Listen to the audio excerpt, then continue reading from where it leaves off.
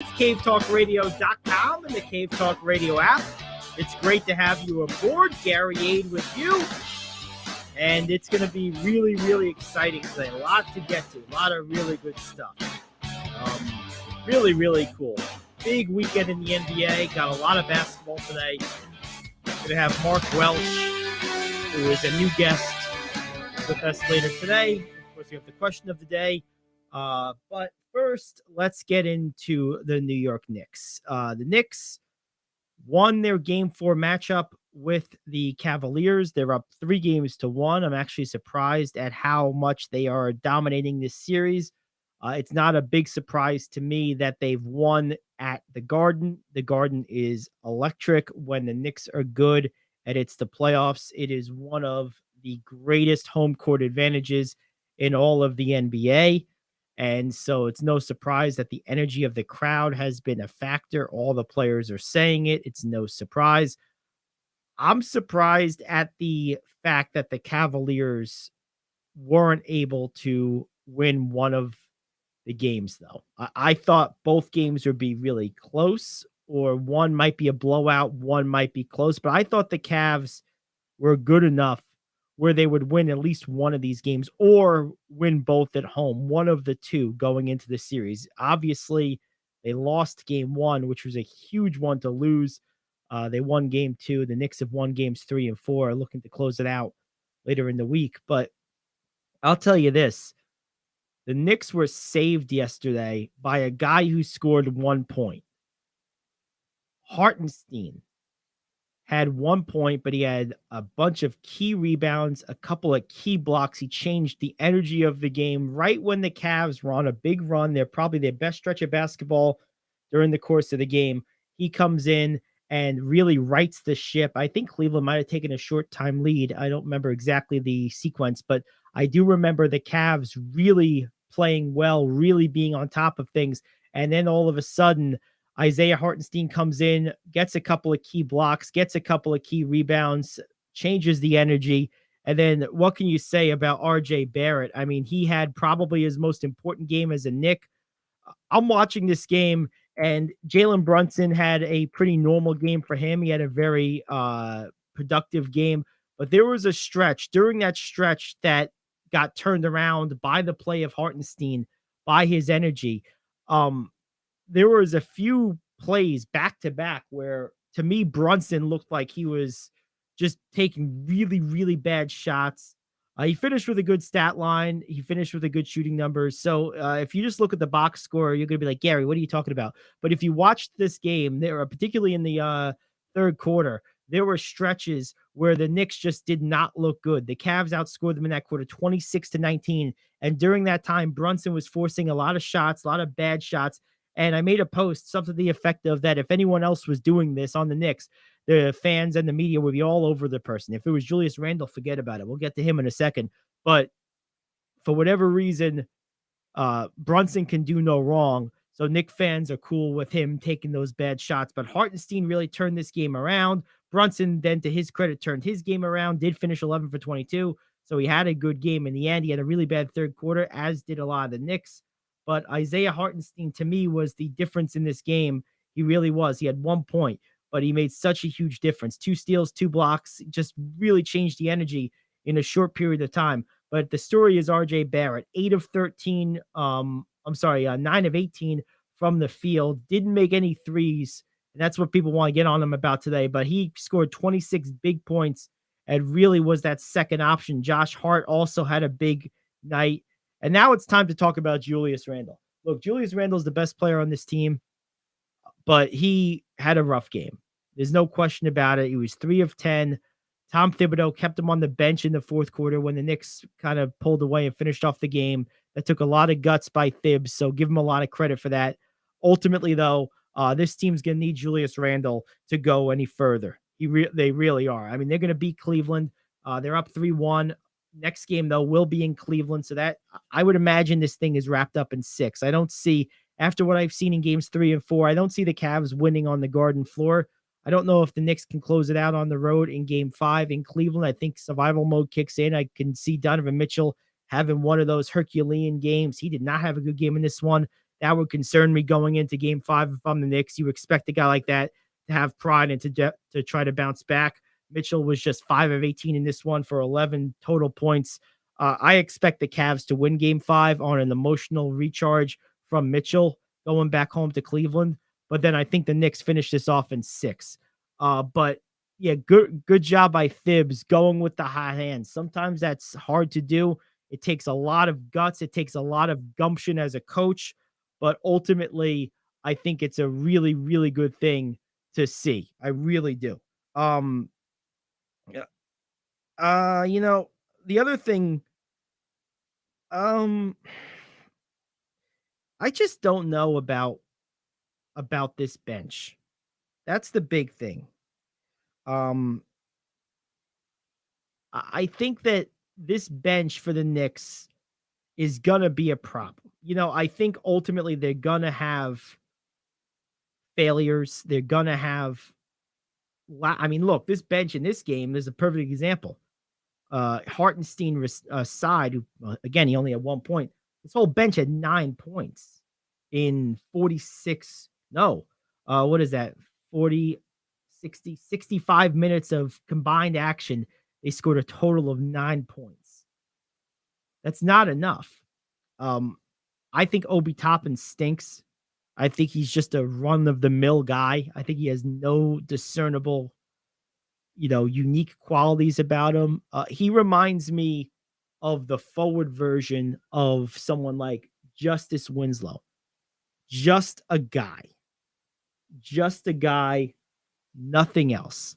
I think that for the Knicks to go further, and they might look. This is a good team, and we'll talk with Mark Welch about this a little bit later on. This is a good team, but I think for them to go beyond the next round, to win the next round, they're going to need to do something with their bench. I know they like having Hart in the starting lineup, and I don't blame them. But someone I think has to lead the second unit. It's not Emmanuel Quickly right now. That's the guy you thought it was going to be, but he's a 0 right now. He's 0 for 4 in this game, barely got involved. He was invisible. He didn't score. He played 19 minutes. I mean, if Quickly is going to be a 0, someone has to lead this second unit. Who is that person? Who's willing to do that? It's got to be one of your current starters. Obviously, it's not going to be Brunson. Is it Randall? Is he willing to do that in the playoffs? I don't think so. I don't think he should be asked to, but someone has to. Is it Josh Hart? You love the energy he brings to the starting lineup. You don't really want to do that, but someone's got to be that guy. To me, it's RJ Barrett. RJ Barrett, to me, is a guy fully capable of a lot of offense, but not a three-point shooter. And maybe you need his offense on that second unit more. Maybe you could use the athleticism of Toppin in that starting lineup. Barrett's still going to play more minutes, but someone needs to be the head of the snake on that second unit. That's my biggest concern with the Knicks right now. That second unit is bad. It is completely unproductive. Now, part of that's Thibodeau. We know Thibodeau likes to run his starters a lot, but part of it's he likes to run his starters because those are the guys that get things done. I mean, it's not like his bench didn't play. They played a total of 65 minutes. Now, it was effectively a 3-man bench. McBride played 5 minutes, but the other 3, Hartenstein, Toppin, and Quickly, played basically 20 each. 21 for Hartenstein, 20 and 19 respectively for Toppin and Quickly. But those guys did nothing. Hartenstein aside, he only scored the 1 point, but like I said, he really changed the game. But the other guys made no impact at all. Okay, so you got 8 hollow rebounds from Toppin. Great. You have 5 points. Quickly gave you 0. Literally no points. 2 rebounds and an assist in 19 minutes. Barely touched the ball. He shot the ball 4 times. That's not enough. Are you going to bring Derrick Rose back into the rotation? Are you going to bring Evan Fournier back into the rotation? I doubt it. Quentin Grimes is hurt right now, so we know that shortens up the rotation a little bit with the shoulder contusion. He would obviously take some minutes, probably mostly from Toppin, maybe a little bit from Barrett. Barrett played 38. Maybe he plays 34 if Grimes is healthy, and Toppin plays, 12. And then maybe you see Brunson get a few minutes off, whatever. But the bottom line is this bench production needs to be better, like a lot better. That's my biggest concern. But they're going to finish off Cleveland, and I think that there might be some adjustments in the rotation in the next series. So we'll talk about that when it's here. Right now, it's time to take a break. But before we do that, it is time for our OC Smash live action scoreboard. And it is brought to you by the OC Smash. Due to across the board rainouts on Sunday, only 14 games were played across the organization this weekend, with most of them happening on Saturday, a spattering of contests also throughout the week, Friday and Wednesday. Overall, the Smash went a solid 7-7 in those 14 games, and they were led by their powerful 9U squad, which continues to be unbeaten, 8-0 after this weekend. They powered themselves to a 9-0 victory on Wednesday against the HV Hawks, and then a 14-7 lapping of the Stars Baseball Academy 9U squad on Saturday. Jordan Rivera and Bryce Lilia each had a pair of RBIs in Saturday's 14-run showing, while Michael Iovine, Alex Carameros, and Lorenzo Escobar and Dominic Turso all had RBIs in that matchup as well. Bryce Seabury had 3 runs scored, as did Turso. Lilia, Carameros, and Sean Sotomayor each scored twice in that game. In the earlier contest, that 9U squad was led by Seabury Iovine, who combined for 7 hits in 8 at-bats, including 2 RBI by Iovine to power the Smash in that 9-0 victory. James Loftus and Vinny Armano each had a 2-hit appearance as well in that game. Elsewhere, the 10U squad posted a strong 3-1 week, scoring a total of 43 runs against 29 allowed over their 4 games this week. Massimino Mastroserio and Braden Nicola, as well as Anthony Monda, all had 3 RBIs in the final game of the weekend, a 18-0 thrashing of Briarcliff Saturday. And in fact, every starter in that game for the Smash had at least 1 RBI. The 10U squad also beat the HV Hawks 9-8 on Wednesday, and the Barnstormers 10-8 on Friday. The lone loss came against Shrub Oak 13-6 on Saturday. And now I'll do it for our OC Smash action scoreboard. This is the Gary Ayd Show. Back after this, the question of the day here on The Cave. Coffee Lovers Middletown is now officially home to the home run of our favorite beverage, Days Coffee. Days patented blend contains approximately 85% less caffeine than other coffees, which makes it better for you, yet unlike decaf coffee, still gives you that great pickup and tastes amazing.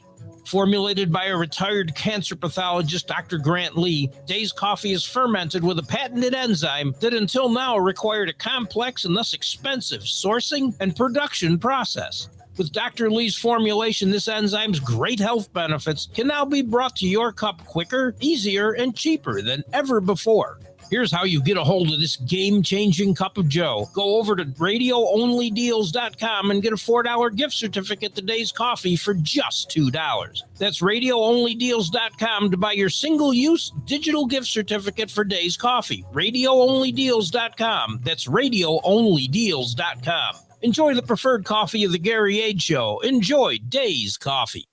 Do you own a timeshare? Well, face the facts. You made a mistake. You made a bad purchase. A timeshare is not an investment. It's a money pit that continues forever. If you use your timeshare, that's great. But if you don't and you want to legally get out of your contract, call my friends right now at the Timeshare Exit Hotline. They're an experienced team of lawyers who help good people like you get out of a timeshare contract that they just don't want. Don't throw away your money on maintenance fees. Use it for things you really want. We can help you end your timeshare contract and stop the money drain immediately. If you're ready to move on with your timeshare, call our team right now. Cancel your timeshare now with a free call. 800-741-9557. 800-741-9557. 800-741-9557. That's 800-741-9557. 57. If you're living with diabetes and using insulin, you know the pain of pricking your fingers over and over again.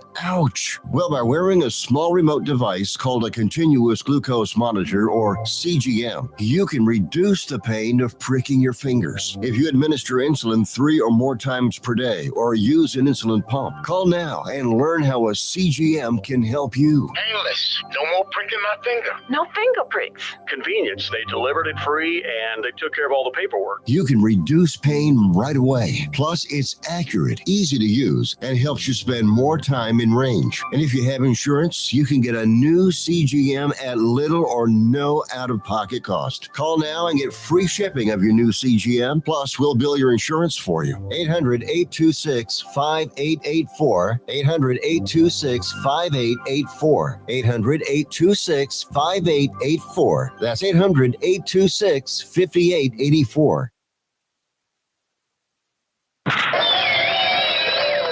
Some hikes are hard. Some hikes are soft.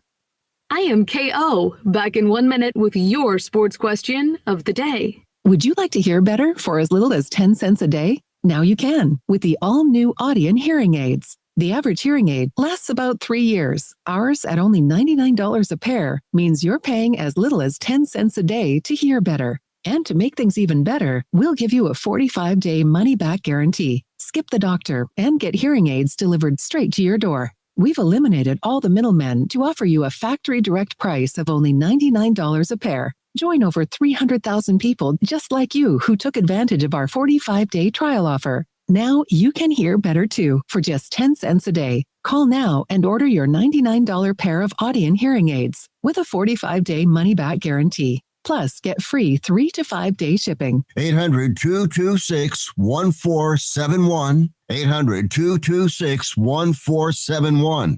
800-226-1471. That's 800-226-1471. Soft hiking is the hottest workout trend on social media. The term, which was coined by TikTok users Lucy and Emily, has been searched and viewed more than 120 million times. Stylist contributor Anna Barter says the trend can be experienced by all, regardless of fitness level. So what is soft hiking? Well, basically it's a walk. Barter says the term has been used to reframe hiking into outdoor walking. The reason? Some people find the term hiking off-putting. Question: are you a walker or a soft hiker? Oh, for crying out loud. What a soft thing to have to do. People find the term off-putting? What? First of all, what is wrong with you? How can you find the term hiking off-putting? It means you're going for a hike. You're walking probably in a mountain or on a trail or something like that. My goodness. And then second of all, to react to that and then create a whole new term because some lunatic is like, oh, it's off-putting. I'm offended. Oh, grow up. My goodness. Can we not do this? I'm sorry. This stuff drives me crazy. It really does. I don't have a lot else to say about this other than I am not doing anything like that. I'm really not. Stop. Just stop. Ugh. I don't know what else to say. I'm a walker. I'll answer the question. I'm a walker. I've always been a walker. I'll even hike. I'm not soft hiking anything. What a soft term. My goodness. Oh my goodness. One thing about these questions, a lot of them are really, really good. Some like this are horrible. This one's terrible. I mean, this is just a weak question, a soft question. Not much else to say about it. Let's talk about the Knicks and Nets for a second, because I don't want to talk about that anymore. One thing about this Knicks team is they really are a team. You can pick apart some of their flaws. They're not perfect. We went through some of them. The bench is anemic. Tom Thibodeau runs his guys into the ground. Those two are probably related. We know Randall has, games like he did yesterday where he's a no-show. Brunson, although everyone thinks he's the perfect player, Brunson is a typical small guard who, is feast or famine, and you're living and dying by his ebbs and flows. We know Barrett isn't a good three-point shooter. You can go on and on. But the truth of the matter is, if you wanted to, you can go on and on in the positive side too. Brunson has brought leadership to this team and offensive production. Randall has reemerged this year as a leading scorer and a big force on this team. Played almost all the games this year. I think he played 77 of 82 games, missed the last few games with a sprained ankle. Tom Thibodeau has brought stability, accountability, and predictability in terms of what to expect and a new defensive approach to this Knicks team this year. They've had performances from Barrett, who is now seemingly comfortable in his third scorer role. I mean, you can go the other way with this too. And Josh Hart, of course, the late season addition, has brought a new energy and a new mentality. I mean, so you can go with this either way you want. Knick fans understandably tend to be more fatalistic based on, the last 30 years. So I get it. But trying to live in the moment, this team is at least as good as it is lacking. It's got more qualities that you like than you don't like. And this is where I always say, judging any organization on a zero-sum outcome, meaning, can they win a championship? Well, no, the Knicks can't win the championship this year, most likely.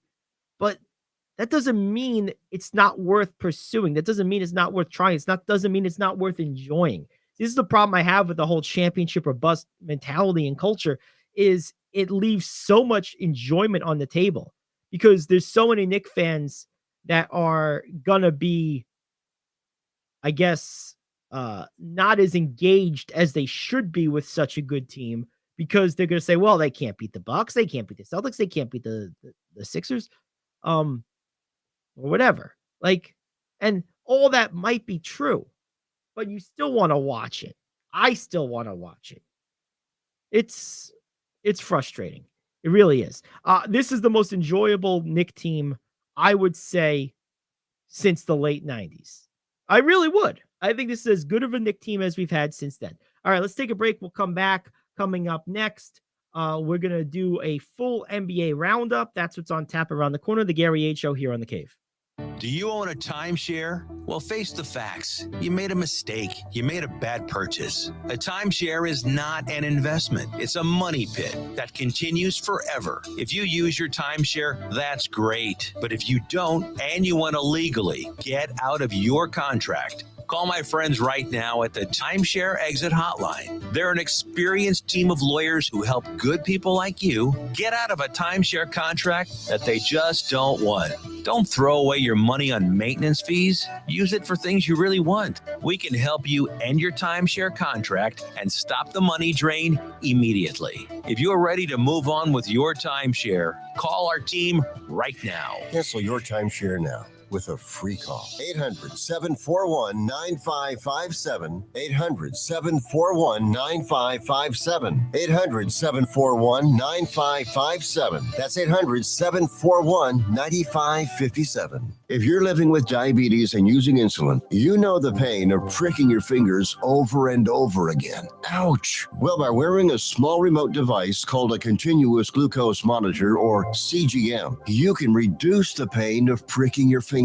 If you administer insulin 3 or more times per day or use an insulin pump, call now and learn how a CGM can help you. Painless. No more pricking my finger. No finger pricks. Convenience. They delivered it free and they took care of all the paperwork. You can reduce pain right away. Plus, it's accurate, easy to use, and helps you spend more time in range. And if you have insurance, you can get a new CGM at little or no out-of-pocket cost. Call now and get free shipping of your new CGM. Plus, we'll bill your insurance for you. 800-826-5884. 800-826-5884. 800-826-5884. That's 800-826-5884.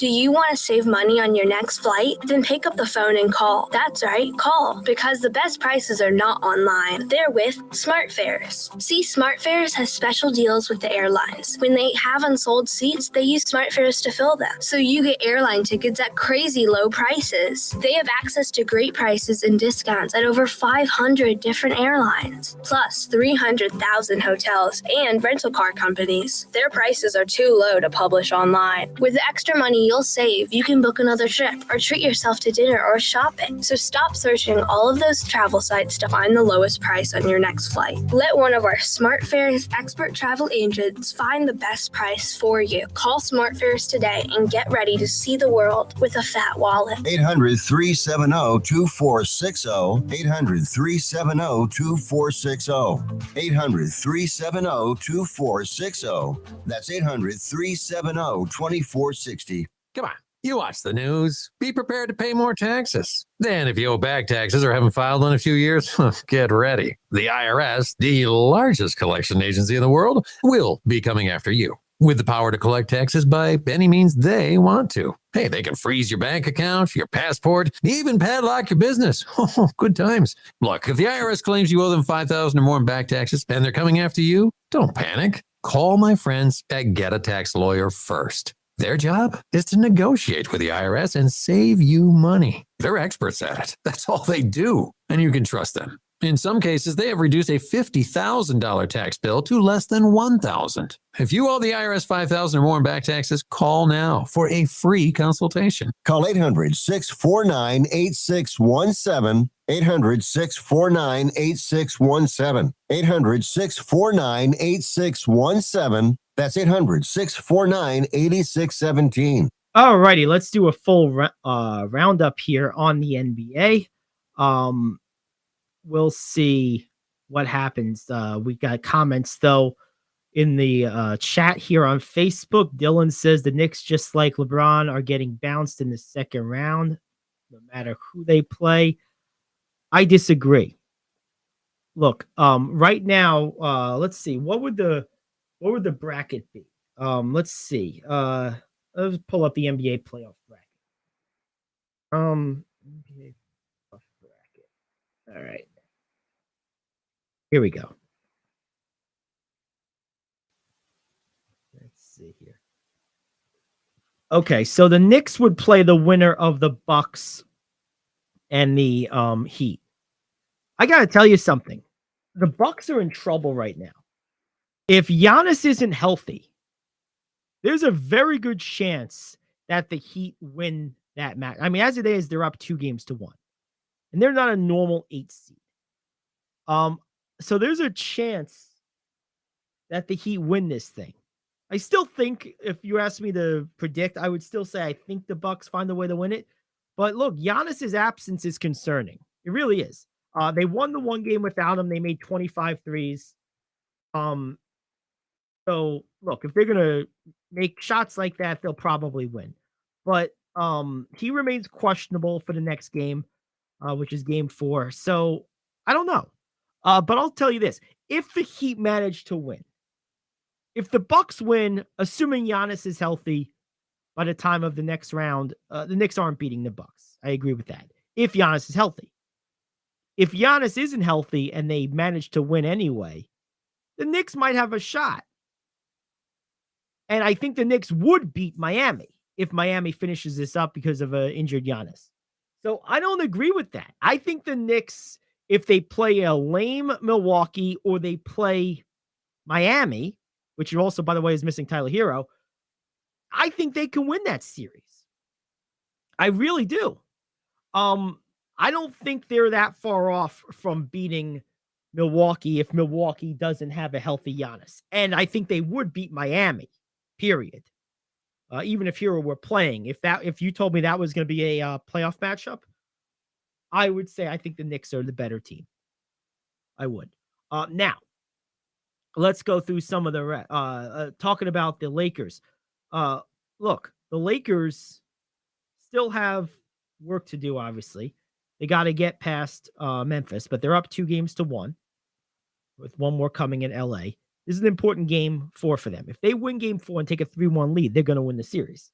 at some point, most likely. And they're going to play the winner of Golden State and Sacramento. I think the Lakers can beat either one of those teams, particularly Sacramento. But the truth is, this is a really good thing for the Warriors if they can get by Sacramento, because the Warriors are such a good home team and so bad on the road. If the Lakers were to beat Memphis, Golden State would actually have a home playoff series, which would be quite crazy, to say the least.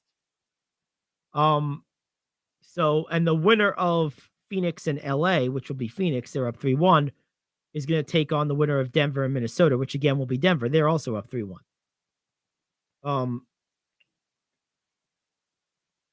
Seems to me that bracket seems unfair, because the two higher seeds are going to have to play each other earlier on, but hey, what are you going to do? Ultimately, I think the Lakers have a reasonable chance against the Grizzlies the rest of the way, and against anyone else in the conference for that matter. I think the West is wide open. Other than the teams that are down 3-1 right now, Minnesota, who never had a shot, and LA, who gave up their shot when Kawhi just decided to quit. I think everyone has a legitimate shot of winning the West. Denver, Memphis, Golden State, Sacramento, Phoenix, and the Lakers. I don't know that there's a favorite right now, to be honest with you, in the West. In the East, I got to tell you, I like Philadelphia right now. Now, I know the Embiid injury is cause for concern, but they swept. It was an important sweep. It was a big win in Game 4 to close out Brooklyn, which we'll get to in a second. But that gives them time to rest up Embiid's knee. And I think he'll be fine. I really do. And I also think that Boston is going to be, the problem with Boston right now, to me, is they don't have a front court to deal with Embiid. So if Embiid's not healthy, Boston beats them. There's no question about it. But if Embiid's healthy, I think Philadelphia might be the second best team in the whole NBA behind a healthy Milwaukee. But there's so many injuries. You see, I'm finishing every sentence with if healthy, if healthy, if healthy. And that's the problem in the NBA playoffs right now. There's so many corollaries and those questions because of the lack of health all the way around. The Warriors kind of lucked out in Game 4. Curry made a number of mistakes down the stretch, and you had the near miss by Barnes. The Kings were just that close to winning Game 4 on the road. That would have been a big win. But the one thing I'll tell you, that series is even now. The Kings are showing themselves to be more than capable of beating the Warriors, even in Golden State. So as this series shifts back to Sacramento for Game 5, expect the Kings to come out and win that game. The Warriors are an awful road team this year. The Kings gave them everything they could handle, and they needed a break down the stretch. A couple of breaks the Warriors did to win that game. Even though a lot of things went in their favor, they played about as good as they can play. The Kings are right there with them. The thing that's interesting about the Celtics is Boston is the healthiest of the teams right now in the Eastern Conference. They are probably, in my opinion, the worst of the big three, but because they're the healthiest, I think it makes them the most dangerous at the moment. And then the last team to kind of look at here is the Denver Nuggets. Denver, I think, and I'm guilty of it too, is getting a little overlooked. They were the number 1 seed in the Western Conference for a reason. They are led by one of the finalists for the NBA MVP. And I really think that they have as good a shot as anyone in the West to come out of it. The big question I have with Denver is how do they handle the athletic wings in the rest of the West? I mean, Anthony Edwards is killing them. That's why they didn't sweep. He had a big game. What are they going to do against Durant and Booker?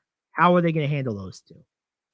Now, I think Ayton's going to have a nightmare guarding Jokic. I do. Because I think Ayton is undisciplined, likes to jump at the ball, likes to try to get a lot of hero blocks, is not great with defensive positioning. I think Jokic is going to have him jumping out of his shoes. I do. I think Chris Paul is going to get toasted by Jamal Murray. The question is, can the combination of Gordon and Porter Jr. do enough to have the Nuggets not get completely obliterated by the combination of Booker and KD? Can they do enough, cancel out enough of the production that the Suns are going to get from those two to allow the Suns advantage at center and at point guard and at team togetherness and depth to carry the day in the series? That's going to be the question in that matchup to me. And that will be the matchup. Both of those series are 3-1. So we're going to have Suns and Nuggets in round 2. And I think there's a very good chance that the Denver Nuggets advance to the finals. I think the Suns have a shot, but I don't think the Suns are good enough. I don't trust any team led by KD when the pressure's on him specifically, when he can't just be one of 3 or 4 guys to make the difference. He has to be the guy. I just don't believe in him in that capacity. I think he's shown to be mentally weak and afraid of that job. I just don't believe it. So you have to win the title to convince me. And I think Denver's a little bit better. But that matchup on the wing is certainly a concern if I'm Denver. There's no question about it. It's absolutely a concern. Getting back to the Lakers-Grizzlies Game 3 action, Ja Morant is that guy. He is that guy. That man is good. He is great. And I love watching him play. He had 45 points, had the hand problem, no big deal. He had a bunch of assists. The guy was everywhere. If the Grizzlies don't get off to that horrid first quarter, or if the Lakers don't trounce them in the first quarter, they probably win that game. They only lost by 10. They were down, what was it, 35-9 after the first quarter or something crazy like that. The old saying is true.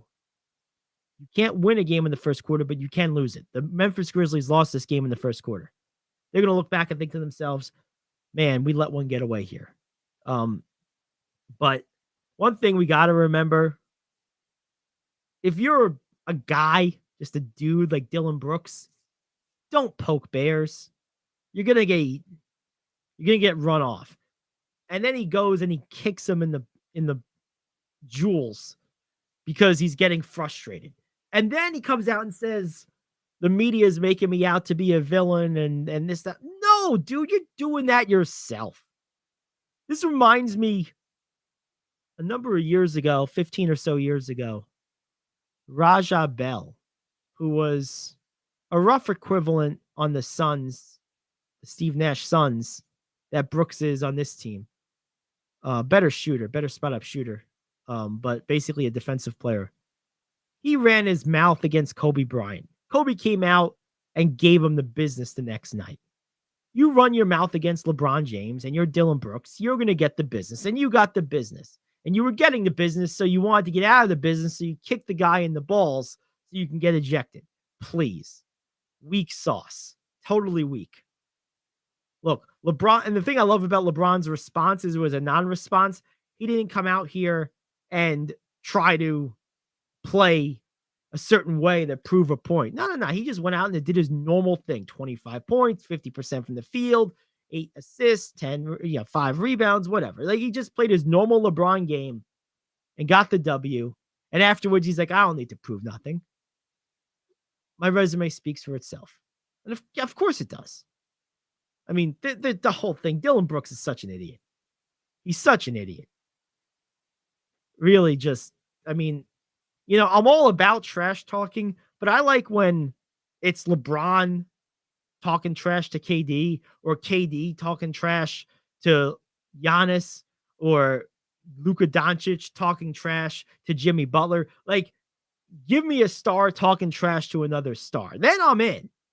A guy like Brooks talking trash to LeBron is like almost like me talking trash. Like, it's stupid. Doesn't make any sense. It's really, really dumb. I'm not a fan of it all. All right, let's take a break. We'll come back. Big report from the NFL Network's Ian Rappaport. Maybe, just maybe, the Aaron Rodgers thing coming to an end soon. Back after this, the Gary Ayd Show here on The Cave. Are you like me? You have health insurance, but you don't have dental insurance.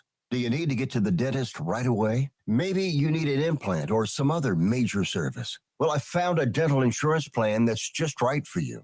It's called Spirit Dental. Spirit Dental offers a $100 lifetime deductible, a huge network of dentists. And here's the best part. There's no waiting periods. Yeah, that means you can call right now and have real dental insurance for you and your family tomorrow and get that immediate coverage you want. Spirit Dental has plans for just a few dollars a day, up to $5,000 annual maximum, and coverage for implants. Whatever age you are, the dental insurance you need is a free phone call away. Now don't wait, and be sure to ask about Spirit's vision plan. Here's the number: 800-631-9229.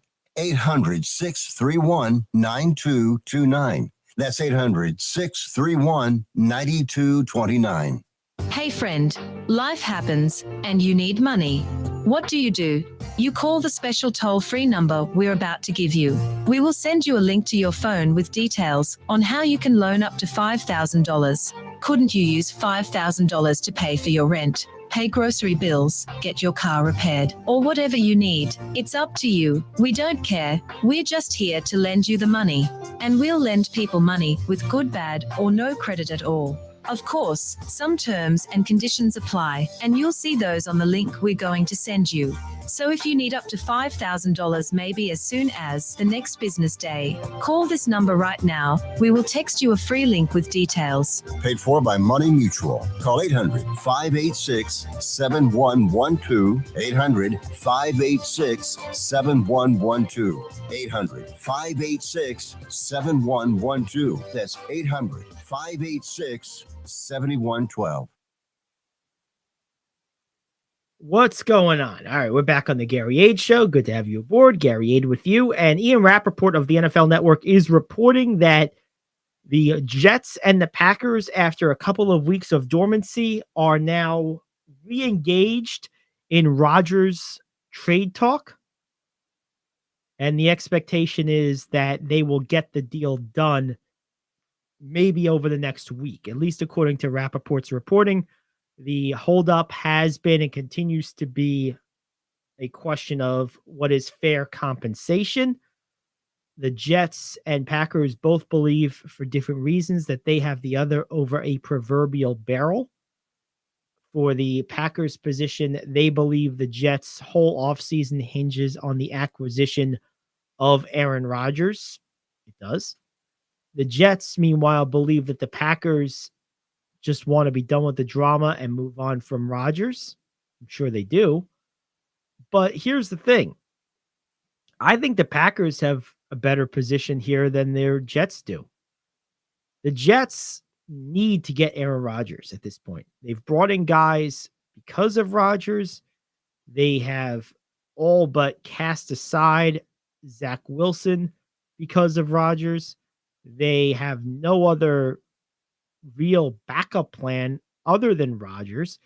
And besides the current hole at quarterback, this is a team that wants to be contending for the playoffs next year and should be, but won't be if they don't get Aaron Rodgers.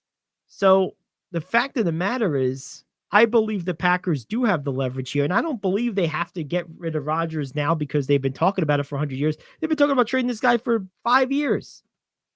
Like, if I don't get what I want, if I'm the Packers, I'm not trading him. I don't have to. He's under contract with me. And that's all there is to it. You know, like that's it.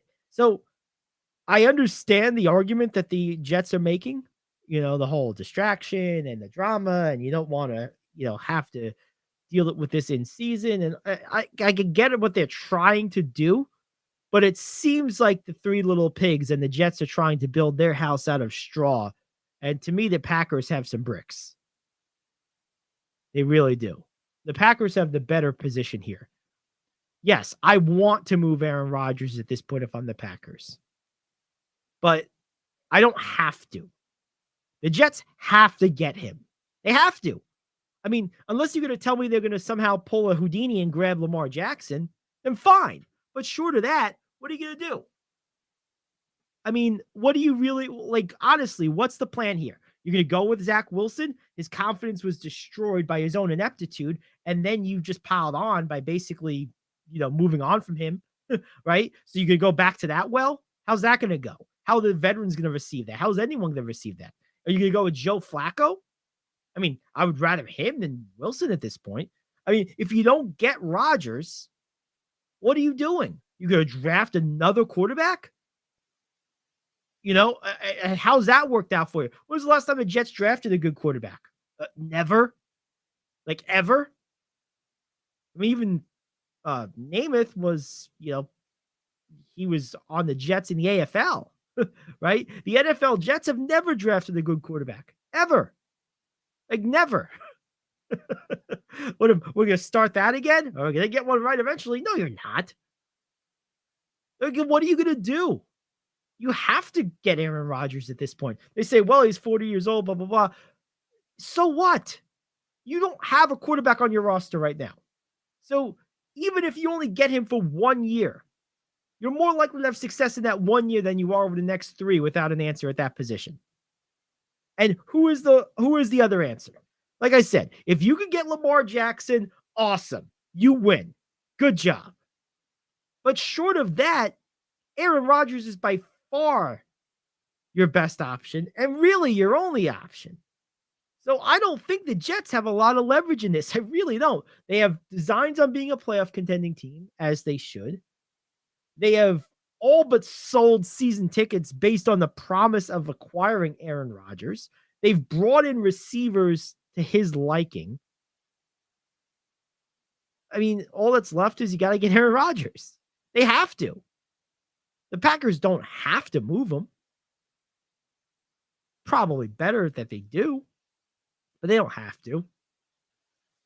Yeah, I don't think the Jets have any leverage in this whatsoever. I really don't. I think they're at the mercy of the Packers. They got to make this deal.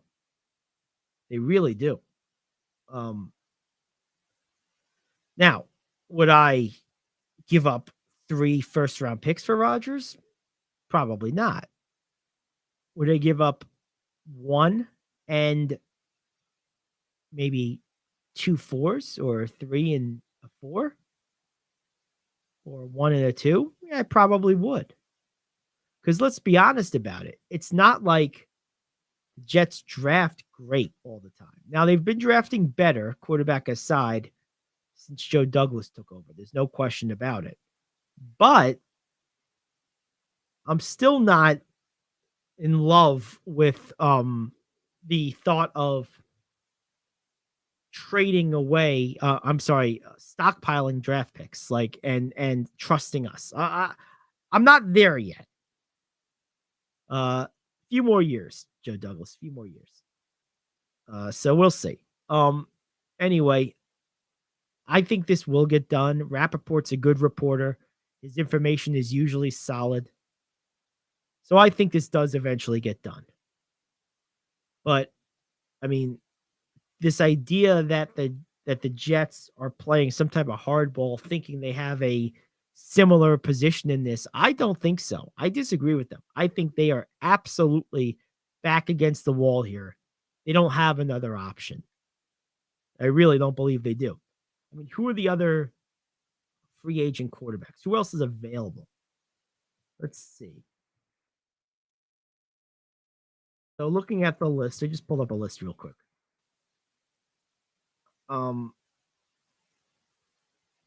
Let's see. Geno Smith re-signed. Daniel Jones re-signed. Jimmy Garoppolo's taken. I mean, who's out there? There's no one really out there. I mean, really, you're talking about if you were going to make a move other than Rodgers, you missed your window. That move would have been Jimmy Garoppolo. I think I would have been happy with that as a if I was a Jet fan. Matt Ryan is out there. Um, I don't know that that's the guy. Maybe I mean he's better than what you currently have. I suppose if I was the Jets and I lost on Rodgers, I might give him a call, but that would feel really, really desperate. Um, Teddy Bridgewater is available. Um, Again, more of a backup. Mason Rudolph may or may not become available. Um,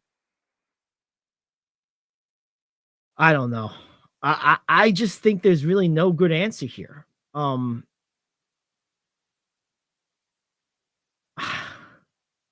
I just I think you're stuck. I think you have to go. I think you have to get Rodgers at this point. I mean, I'm reading names like Blaine Gabbert and Trevor Simeon and Chase Daniel, like Brian Hoyer. You don't want these guys. You don't want these guys. Most of them aren't even good backups.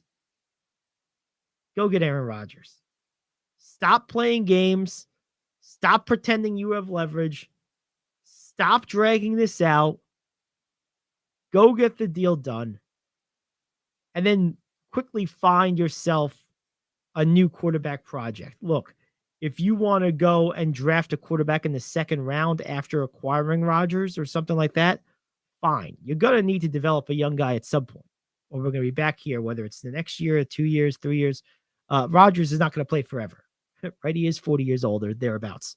So you're going to have a plan in place, but that plan is not going to help you this year. You want to be in the playoffs this year. Aaron Rodgers will get you there. You need to get him. That should be your plan for this year. That would be my personal opinion. But hey, what do I know? I'm just some guy on the radio, right? But yeah, if I'm Green Bay, the longer this goes on, the more I'm thinking, yeah, I just don't need to trade him. You know, you guys are fine with Zach Wilson, I'm sure. Like the more this goes on, the more I feel the Packers are emboldened. That's how I would feel about it. All right, let's take a quick break. We'll come back. Hour 2 is around the corner. It's the Gary Ayd Show here on The Cave.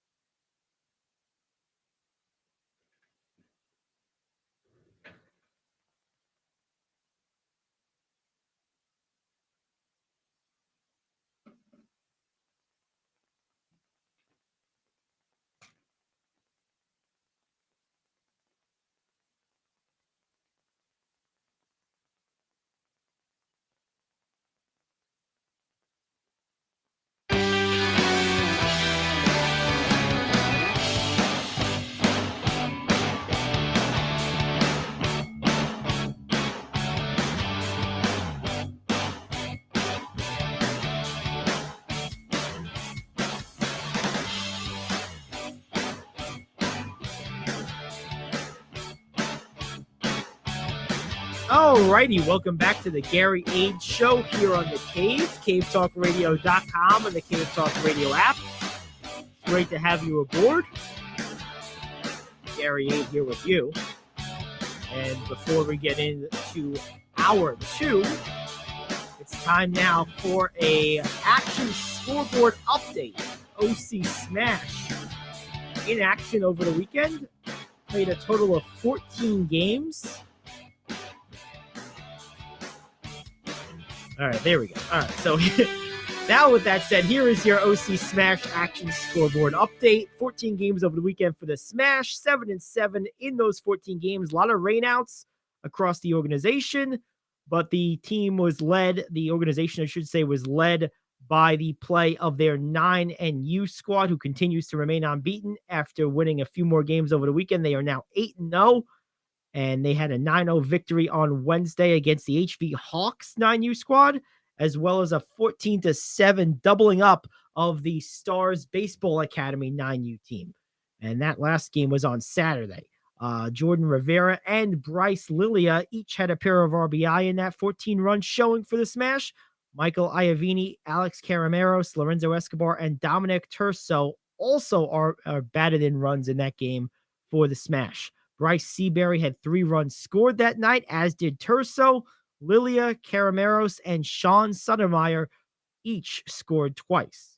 Elsewhere for the Smash, before we get to that, let's talk about the earlier contests with that 9U squad. Seabury and Iavini combined for 7 hits and 8 at-bats, including 2 RBIs by Iavini to power the Smash in that 9-0 victory. John Loftus and Vinny Armano each had 2 hits apiece for the Smash. Elsewhere, the 10U squad posted a strong 3-1 weekend, scoring a total of 43 runs against just 29 allowed over their 4 games. Massimino Mastroserio and Braden Nicola, as well as Anthony Monda, all had 3 RBIs in the final game of the week for the Smash, who thrashed Briarcliff 18-0 on Saturday. In fact, in that game, every starter for the Smash had at least 1 RBI. That same 10U squad also beat the HV Hawks 9-8 on Wednesday and the Barnstormers 10-8 on Friday. Their lone loss occurred against the Shrub Oak squad 13-6 on Saturday. And that is it for our OC Smash action scoreboard update. As far as the rant right now, I got to tell you, man, hour 2. I don't know if I have it in me for another rant. I'll say this. I don't care one way or the other about the Toronto Raptors. 1, they're not my team. 2, it's not even my country. And 3, they're pretty much irrelevant. But just on the grand scale of stupid,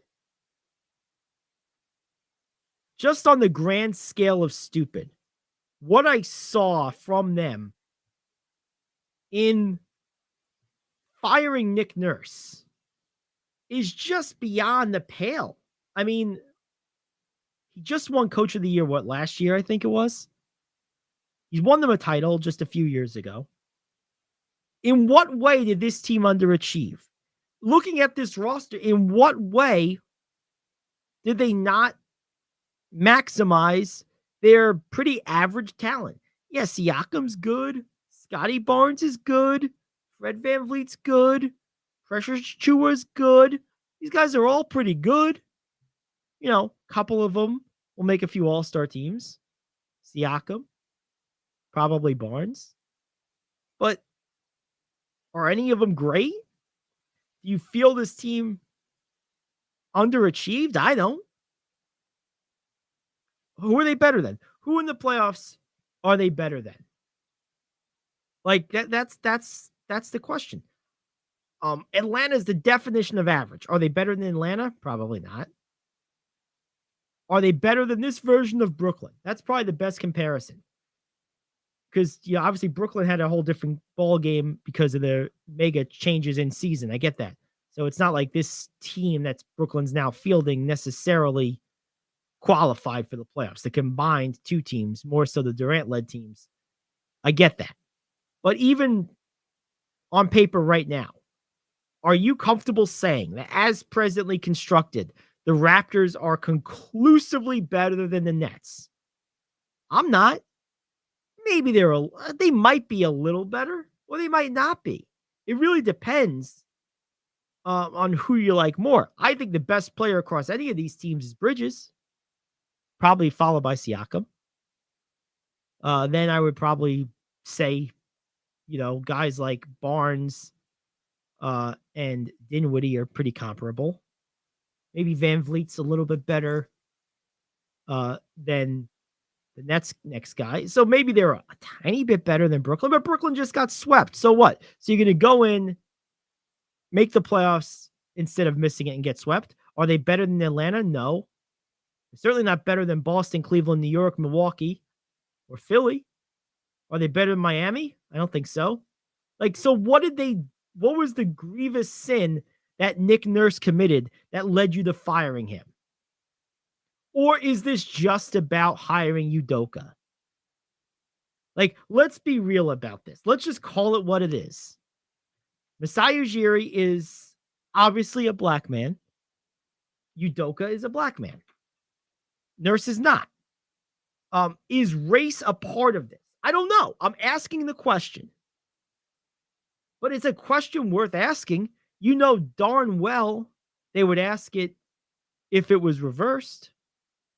Right? So I'm asking the question. Because there's no competency-based reason why you would fire this guy.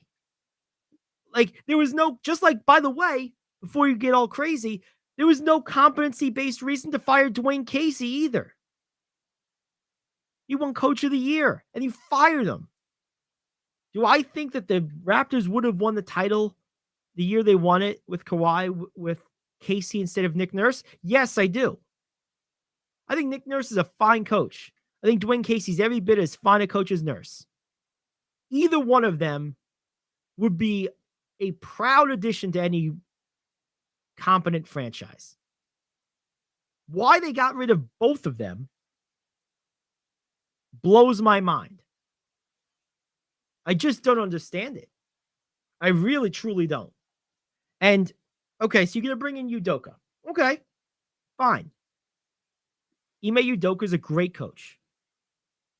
I'm down with that. But the question is, what's he coaching? This isn't Jason Tatum and Jaylen Brown.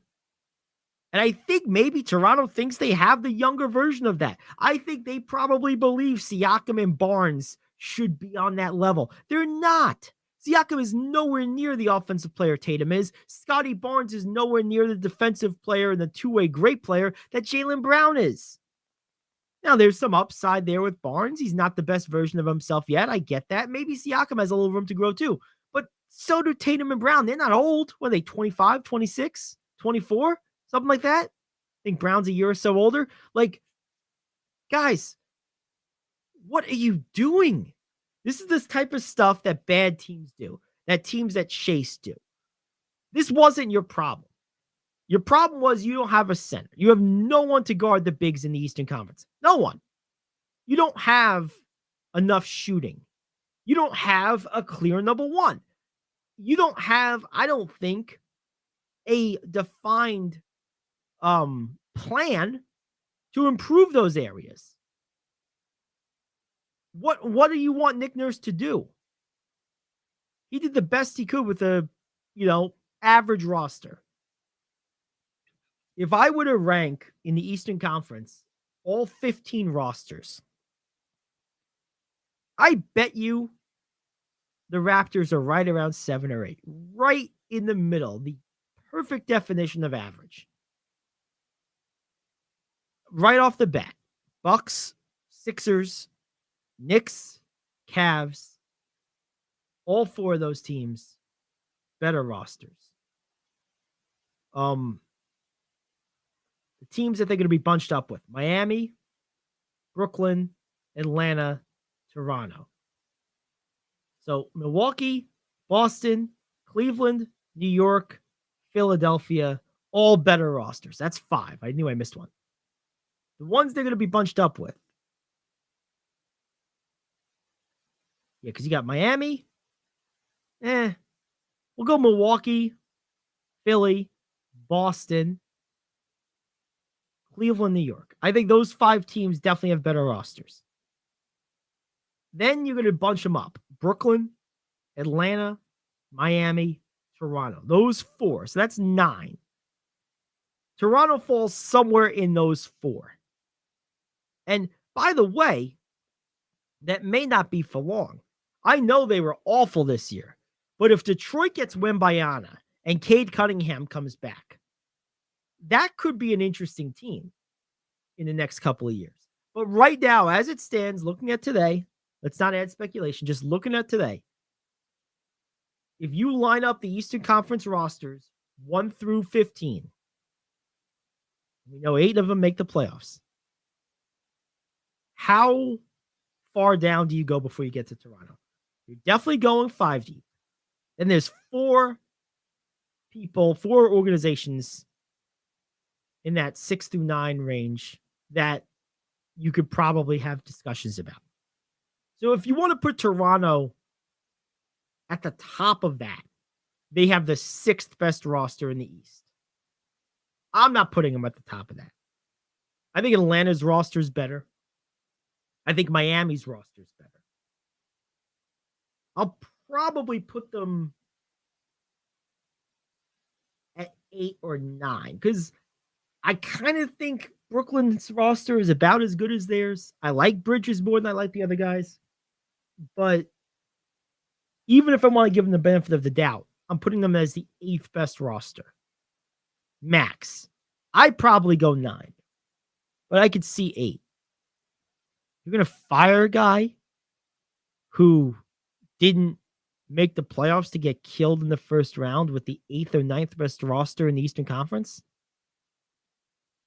Why? It sets a terrible example. He's done everything he could for that team.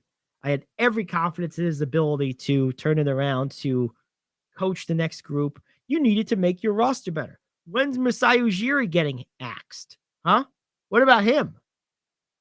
You turned Kawhi Leonard in and the buzz around winning a title into basically just 3 years of kicking the can down the road.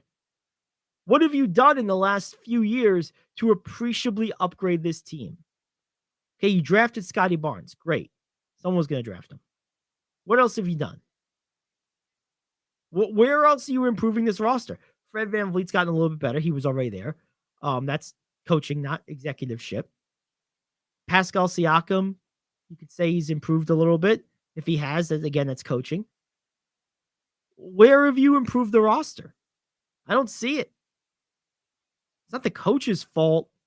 If you keep bringing back the same ingredients and you complain that they come up with the same dish, at some point the grocery shopper needs to have his list examined. I mean, he's getting the most out of this. Look, Nick Nurse turned a house full of vegetables into a gourmet dinner salad. You can't turn it into a steak. You need dead cow for that.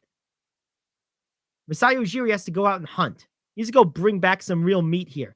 Guy's giving them vegetable gardens and he wants them to be Peter Luger's steakhouse. It ain't going to happen. You need the raw ingredients. They don't have them in Toronto. They have some. Their roster's not terrible, but it's not a great roster. Not even an average roster. It's probably bottom third of the Eastern Conference. Maybe the very bottom of average. That's all we got. All right, let's take a quick break. We'll come back. We got more to get to coming up next. We have Mark Welsh coming up in a little while, one of our new guests. Next up will be the Jets and the Giants draft needs and the Renegades over the weekend as well. It's the Gary Ayd Show back after this here on The Cave.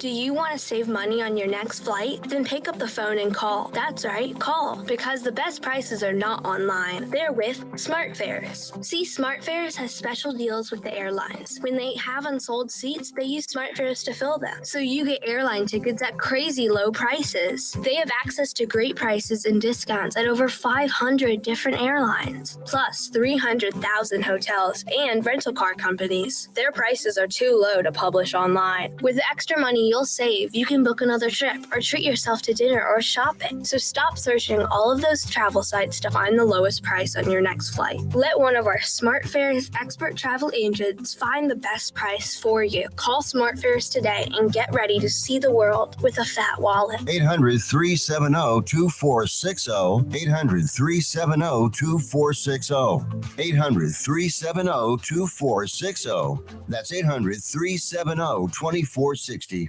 Come on, you watch the news. Be prepared to pay more taxes. Then, if you owe back taxes or haven't filed in a few years, get ready. The IRS, the largest collection agency in the world, will be coming after you with the power to collect taxes by any means they want to. Hey, they can freeze your bank account, your passport, even padlock your business. Oh, good times. Look, if the IRS claims you owe them $5,000 or more in back taxes and they're coming after you, don't panic. Call my friends at Get a Tax Lawyer first. Their job is to negotiate with the IRS and save you money. They're experts at it. That's all they do, and you can trust them. In some cases, they have reduced a $50,000 tax bill to less than $1,000. If you owe the IRS $5,000 or more in back taxes, call now for a free consultation. Call 800-649-8617. 800-649-8617. 800-649-8617. That's 800-649-8617.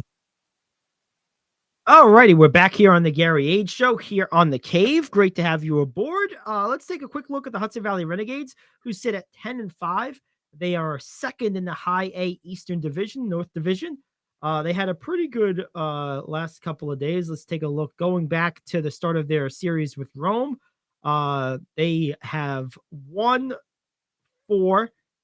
They won 5 and lost 6. Their lone loss came on the 20th in Rome, 10-4. But they have won 5 of their 6 games, and now they travel to Greenville for a 6-game set with the Greenville Drive. So the Renegades sitting at 10-4. Their offense continues to be high in the series with Rome. They've scored 8, 10, 0, 3, and 10 runs respectively. So the Renegades have scored 8 or more runs so far this year. 1, 2, 3, 4, 5, 6, 7 times in their, 15 games. So about half their games, they've scored 8 or more runs. This is a great offensive team, guys. It really is. A lot of fun. I've been to a couple of these games. The Wilmington Blue Rocks are their next homestand beginning in May 2nd through May 7th. They are home for the Wilmington Blue Rocks,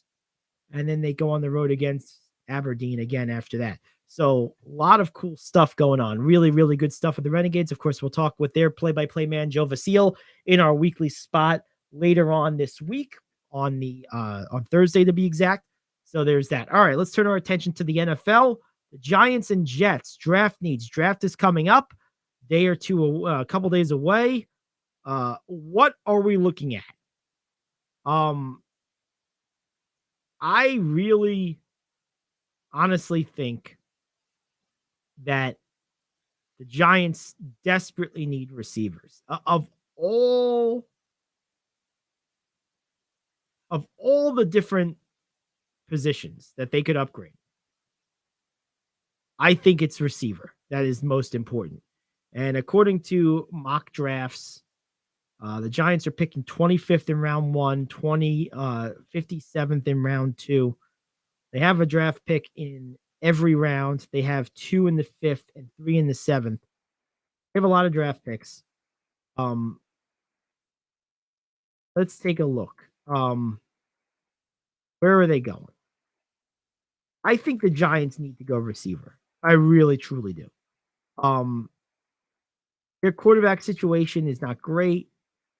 Okay. They badly need a wide receiver. That would be where I would go. I don't know who you get though. That's the thing. I really don't know which way you want to go, who you want to go with. There's not a whole lot here. If I was the Giants though, that would be the spot I would be looking for. Because to be honest with you, if you're gonna turn the keys to Daniel Jones, You need to give him something to work with besides Saquon Barkley. And I think receiver is a good spot. Bringing in Waller certainly helped. We talked with Doug Rush about this last week. That's certainly helped. There's no question about it. But they still need receivers. So I would be going with a receiver first, followed probably by, I'd probably go with some linebackers or defensive backs. I know the offensive line continues to struggle, but the truth of the matter is I don't know how to fix that. It doesn't seem that they're capable of bringing in the right guys or keeping people healthy. I'm probably just trying to fix the O-line by making the skill guys faster, more dangerous, and thus giving the Giants the ability to snap the ball faster and still make things happen.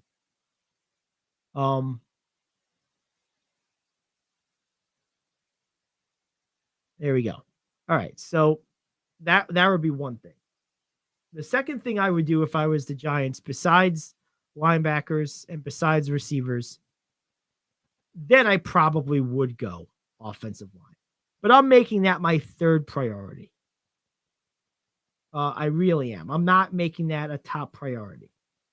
That's just me. I think for me, I know there's been talk about John Michael Schmitz, the center from Minnesota.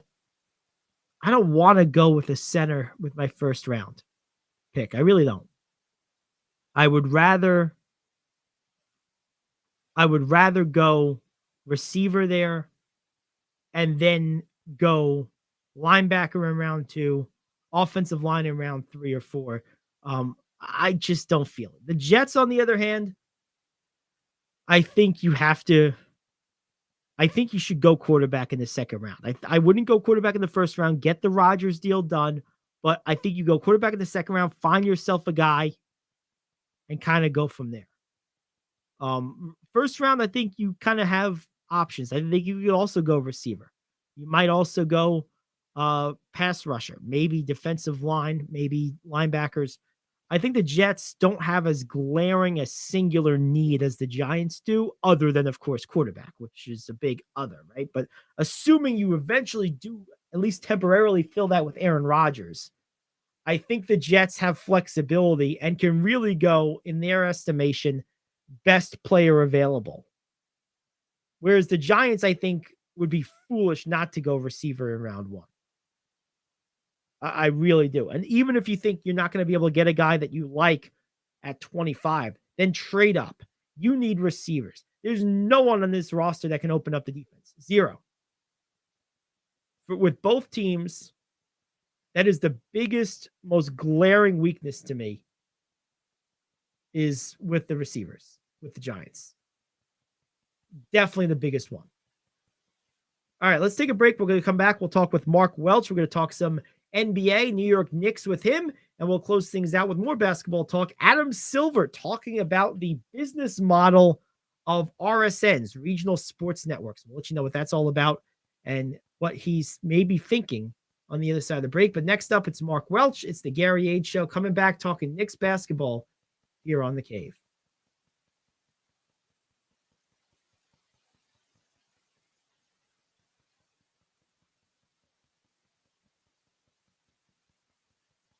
Are you like me? You have health insurance, but you don't have dental insurance. Do you need to get to the dentist right away? Maybe you need an implant or some other major service. Well, I found a dental insurance plan that's just right for you. It's called Spirit Dental. Spirit Dental offers a $100 lifetime deductible, a huge network of dentists. And here's the best part. There's no waiting periods. Yeah, that means you can call right now and have real dental insurance for you and your family tomorrow and get that immediate coverage you want. Spirit Dental has plans for just a few dollars a day, up to $5,000 annual maximum, and coverage for implants. Whatever age you are, the dental insurance you need is a free phone call away. Now don't wait, and be sure to to ask about Spirit's vision plan. Here's the number: 800-631-9229.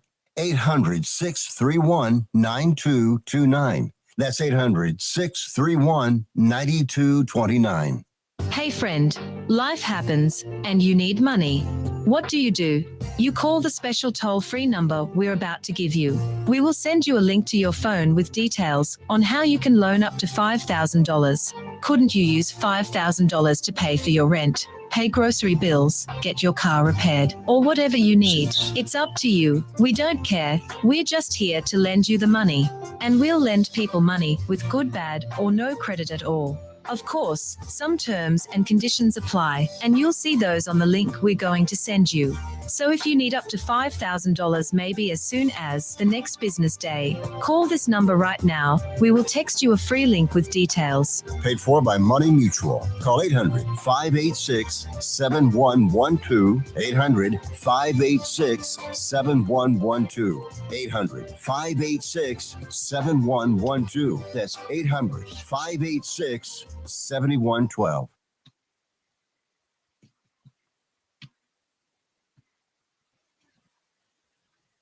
All righty, welcome back to the Gary Ayd Show here on The Cave, and we are joined now by a new guest to the program, a friend of mine from the interwebs, Facebook in particular, a bunch of Facebook groups. Mark Welsh is with us. What's up, Mark? Gary, pleasure to be on with you. I appreciate it. We've been working on trying to make this happen for a while. It's been back and forth and ebb and flow. It's good to finally have you on. Yeah. Good timing, too. Oh, wonderful timing. Sports talk in New York City is hot right now, right? There's no question about it. And, you know, there's very few things that get New York lit up like a big, exciting playoff game at the Garden. I mean, the one thing, that's where I want to start today with the Knicks, specifically the energy at these two games. There was no question in my mind in both games, other than maybe the third quarter of yesterday's game, that the Knicks were going to win these things. I mean, the energy there, it really did feel like the Cavs were playing 6-on-5.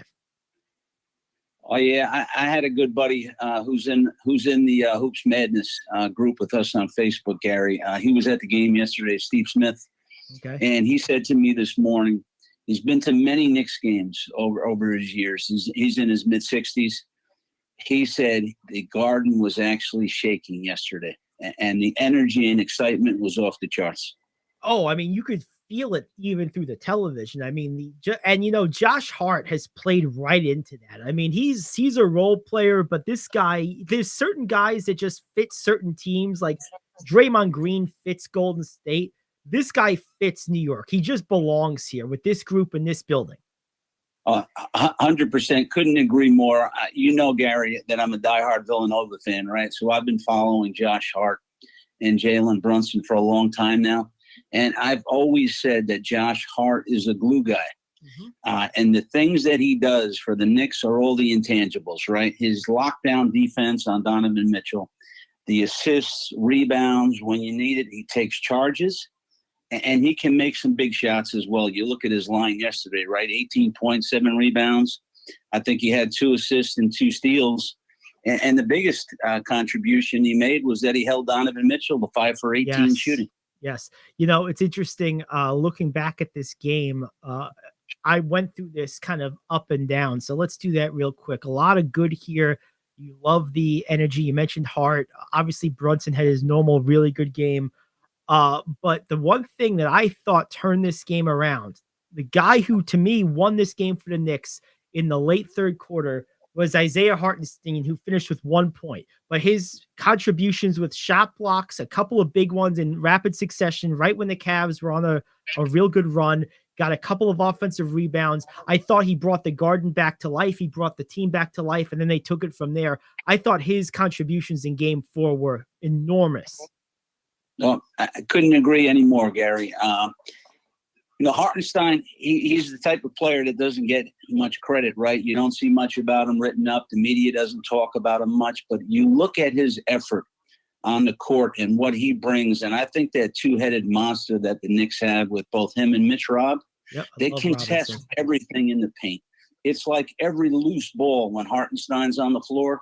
If he doesn't get it, he's close to it. Yes. So the effort is off the charts. I agree with you. Yeah, I mean, you mentioned Robinson. I've long been a fan of his. He's had his ups and downs, fallen into favor, out of favor with the New York populist media fans. But the guy is just, I mean, for what the modern NBA generally wants from centers, he does it, and he does it well. I mean, who are you going to bring in that's better at that role? I mean, there's not many guys in the NBA who rebound, block shots, and defend the post like he does. I mean, for what you want from a center in today's game, he brings it all to the table. You're right, and I think he fits in so well with the Knicks players. He runs the floor. He's very athletic. He's a very good finisher at the rim. My only issue with him, Gary, is those line drive foul shots that he takes. Oh, well, hey, they are pretty rough. I mean, they're straight as an arrow. And the one thing you don't want being straight is a jump shot. Yeah, it's no question. So I just hope that they don't revert to the hack-a-shack. Yeah, he's on the floor at the end. I don't think he gets the ball enough for that to matter. It's not his role, thankfully. One thing that concerns me about this Knicks team, probably my biggest concern, and people will probably put this on Thibs because of his reputation of kind of playing guys big minutes and really playing a short rotation. But I just don't think this bench has anything. I mean, I'm not a fan of Obi Toppin. I never have been. To me, he is as exciting as vanilla ice cream or plain toast. I think he's just a bland, normal NBA player. Nothing unique about him. Derrick Rose has obviously aged out, but quickly has disappeared. And that's the guy. If you're going to get bench production on this roster, he's the guy. And he's nothing. I mean, that bench they played 65 minutes, Mark, and they scored 9 points total. Yeah, I've been saying it from game one, right? I watched Grimes and Quickly. To me, it was like the games were too big for them right now. Yep. Right. We saw Quickly down the latter portion of the season step in when Brunson was down, and he was scoring 30, 40 points in some games. But it doesn't look like the confidence is there right now. But if I could just speak on Obi for a minute. I really thought that yesterday he was terrific in the closing role. He only had 5 points, but he hit that big three. He had 8 rebounds in the game. And in the whole fourth quarter, Tibbs rolled with Obi over Randall. And I really thought, when I have to think about who's the MVP in yesterday's game, it's Thibodeau, right? Who else in the NBA? What other coach is going to make that decision to sit your star? And it obviously had an effect on Randall, right? He refused interviews after the game, which I thought was weak on his part. Yeah, I mean, it's rough. I mean, I always give guys a lot of grace when it comes to talking to the press after an obvious bad performance, because and the reason why is these guys in the press box, a lot of them are former colleagues of mine. They're there to get a headline and a quote. They're trying to get you to say something dumb. And when are you most likely to say something dumb? When you're frustrated. So I think it's self-preservation. I don't blame him. I mean, because what the best case scenario, if Randall speaks to the media there, the best case scenario is a bunch of those nothing burger quotes that everyone gives, right? I mean, that's what he's going to do. What's he going to say? I mean, great point. And then everybody's going to say he's a selfish guy, right? Yeah. So he can't win there. All he can do is nothing by talking to them and saying nothing, or he could just do what he did, which is not talk to them. It's a no-win situation. Talking about Randall though for a second. I've been a fan, like you followed Villanova. I've been a fan of Randall since his days at Kentucky. I think this guy still is the best player on this team. I think he brings something in the modern NBA that is very infrequently received, which is nightly availability. I mean, other than that ankle injury, he played all games all year. I feel this guy gets a lot of slings and arrows, and he was awful yesterday. There's no other way to put it. Good job by Thibodeau to keep him on the bench and roll with what was working. I agree with you 100%, but he gets a lot of crap for a guy who I really think is really an excellent player. Yeah, I couldn't agree more with you again, Gary. He was asked probably about 3/4 of the way through the season about load management. And he said, I don't believe in it. I get paid to play. We all have injuries at this point in the season. Yep. If there's a remote chance that I can go, I'm going to be out on that floor. So I agree with you. The availability that he gives you, I never thought he'd be back so quick from that high ankle sprain. I mean, That was a I know bad it one. was out 3 weeks, but usually they take right around 4 to 6 weeks. Yep. Yeah. No, it's true. And I mean, the thing about Randall that I've always liked too, if you were going to build a prototypical NBA forward from a build and athleticism standpoint, he's the guy. I mean, he's got a perfect NBA build, a perfect NBA body. The guy is he's just an excellent player. And this is what I've said all along. I think the sum of Randall and Brunson is greater than their individual parts. I think the two of them together make each of them, and by extension, the team, a whole lot better. I don't think we should be talking about which one is 1 or 2. I think the fact is they're 1 and 1A. They are both the number one guy because they pretty much play as one, the two of them. Yeah, I agree with you. The Knicks are so different than these teams that are all trying to go after those big three, right? Well, like when I look at the Knicks and what their runway is in the playoffs here, are they as good as the big three? In Boston, Philly, and Milwaukee? No, they're not, because they don't have, that big star. But what the Knicks do have, I think they may have the best overall team. And that's why I think they are a threat. Hopefully they get by this Cleveland series. I think it'll probably end in 6 Friday night back in the Garden. I agree. But they are a significant threat to anybody else that's left in the East.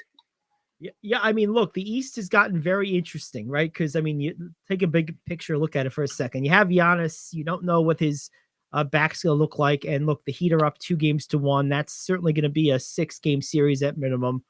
Boston, is healthy. They're the one power that's, avoided major injury. But Philly won and gave themselves a chance to get Embiid as healthy as possible with that knee injury. Look, if the Knicks would play the winner of the Heat and the Bucks. If they play the Heat, I think they'll win. If they play the Bucks and Giannis is healthy, they're not beating them. But if they play the Bucks without Giannis, they have a shot.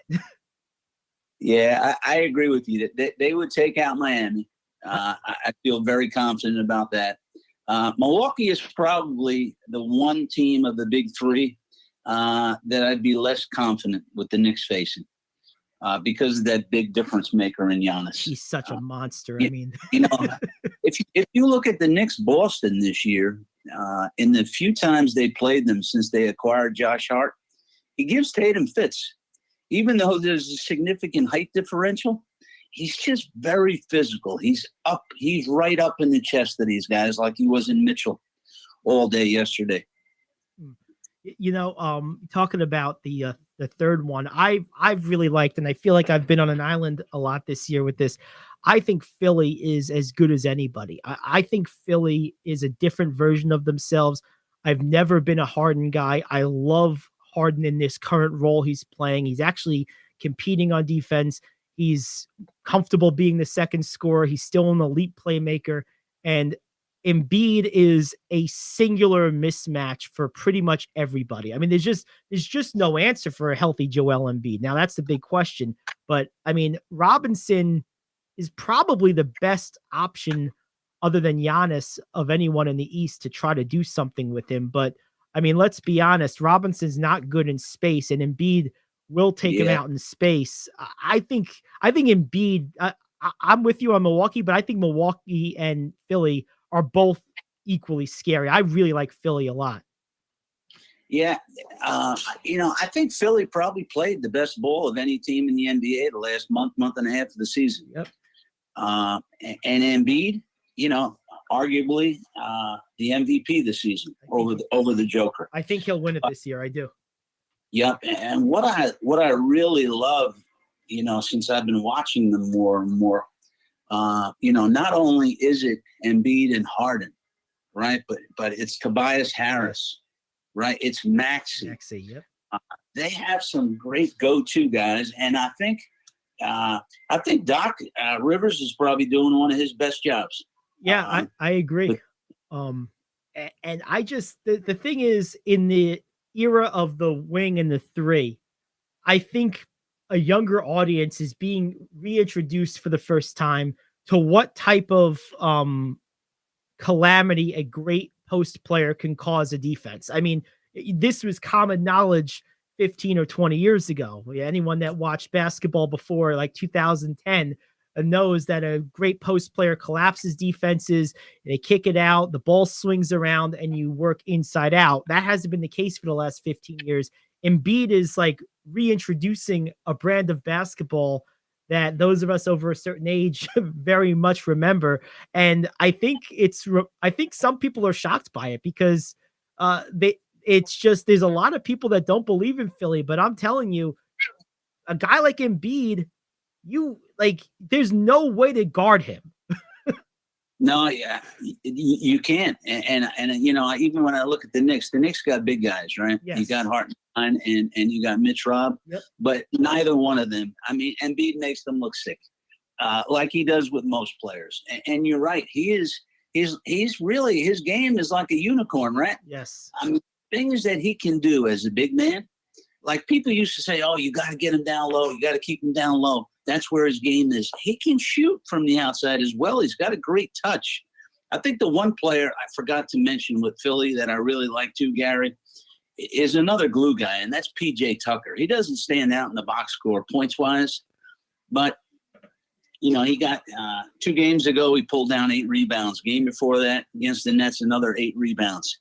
He's just one of those glue guys that I think Josh Hart is as well for the Knicks.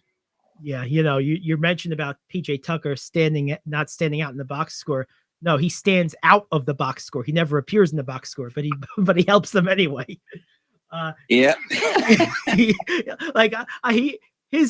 drives me crazy. I have to be honest, but he is a glue guy. He does help them, but he's always been one of those guys that I just roll my eyes at because I remember watching him in the series with when he was still on Milwaukee against the Nets with Durant, that one series that they almost won. And he spent the whole series yelling at Durant. And I'm like, dude, my guy's giving you 45 a night and making every shot. Like, at some point, just shut up. Like, stop it. Yeah, see a guy like PJ Tucker, he's respected that way, and he can get away with that, Yeah, no, that's what he does. I mean, that's his role in the NBA, and good on him for making it work. One last thing I wanted to talk to you about. I gotta tell you, the West is so wide open. I don't know that I think there's a favorite. Honestly, and I can't believe I'm gonna say this, but I think the Lakers have as good a shot as just about anybody in the conference right now. And I'm shocked that I have the opportunity to say that this year after the way the season went. But give Pelinka a lot of credit. They added a ton of athleticism, youth, and versatility to this roster this late in the year, and it shows, especially defensively and from a third and fourth scoring option. Look, Rui Hachimura had a huge game 1.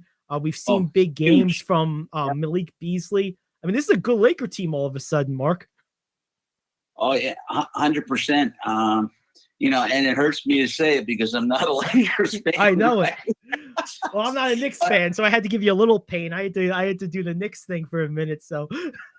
Yeah, but I agree with you on Pelinka.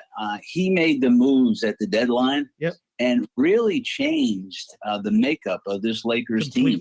Completely changed it. Changed them from a team that probably was not going to make the playoffs. Agreed. With our current roster. Yep. To a team, and I agree. I think they're going to the Western Conference Finals, and once you get there, as long as my concern with the Lakers is Davis. They've done this load management the whole course of the season, right? Now you play a 7-game series, another 7-game series, another one. And I don't worry so much about LeBron because his numbers are going to be consistent. Yep. But what is Anthony Davis going to give you every game? That's right? A great question. 2 games ago, he had no lift with his legs. He was getting blocked at the rim with much shorter guys contesting. So what is he going to give you when we continue to go deep into the playoffs? No, that's a good question. I'll tell you one thing though. I'm all about having fringe starters like Dylan Brooks try to poke the bear. Let's get more of that. How stupid. Yeah, I don't mind that so much either. I mean, my goodness, come on, man. And then you get kicked out for kicking the guy below the belt on top of it all. And then today, I don't know if you saw this, it just happened an hour or two ago. He's blaming it on the media and everyone painting him as a villain. No, you did that to yourself. You're barely a starter and you're talking junk about one of the 5 greatest players to ever play this game. And then he did nothing. That's the best part about this. That was my favorite part about this. LeBron didn't even answer him. He just went out and did a normal LeBron 25-10 game, 50% from the field, won, and then said, yeah, I don't need to answer that. My resume speaks for itself. Like, you talk about a non-answer answer. That's what you want to see right there. Yeah, that was great. Look, like you said, LeBron didn't fall for his antics. I think that's what he really wanted was for LeBron to get into this back and forth with him. And, you know, Dylan Brooks is who he is. People compare him to Draymond. I think that's a bad comparison to me. Draymond Green's a Hall of Famer someday. His numbers speak for themselves. Yeah, I mean, Mr. Triple Single there. I compare Brooks more to another guy from back in the day, Raja Bell. I remember Raja Bell had a similar statement for Kobe Bryant, and Kobe Bryant was a little bit more forthright in his answer. He said something to the effect of, who is this guy? I don't know this guy. I don't need to know this guy. I don't want to know this guy. Maybe he doesn't get enough love. He didn't get hugged enough something as a kid, but you know, what do I care what he has to say? And then he went out there and gave him like 35 or 40 the next night. Kobe did care, but that was Kobe's game. That's the way you hurt them most, right? When you ignore them. Right. Right. So anyway, last thing before we let you go, what do you feel for game 6? Let's finish up with the Knicks, for game 5 rather. I'm worried about this one, Mark. I don't think they're winning this one. I think Cleveland going back home in survival mode. And I think the fact that Mitchell was so bad in game 4, I expect 35 or more from Mitchell. He's capable of those explosive outings, and I'm afraid we're about to get one. Yeah, I'm not confident that the Knicks are going to win it tomorrow night, which is why I said I think they're going to close the series out at home on Friday night at the Garden. I think that's right. You know, what concerned me yesterday was the third quarter from Darius Garland. I mean, he was unstoppable, right? If you get a good to very good game out of Mitchell yesterday, the Cavs are taking that game. You know, honestly. So, you know, I think Garland will probably have a very good game again. Mitchell, I think, is going to bounce back. You know, Evan Mobley for me is that other key guy with them, right? It's such a big guy, big presence down low. Yeah, he's good. Can be a super talent, but he's so inconsistent. Like Giannis said about him the other day. He said, I've watched Mobley's game for a long time. There's no reason why he can't be a better player than I am.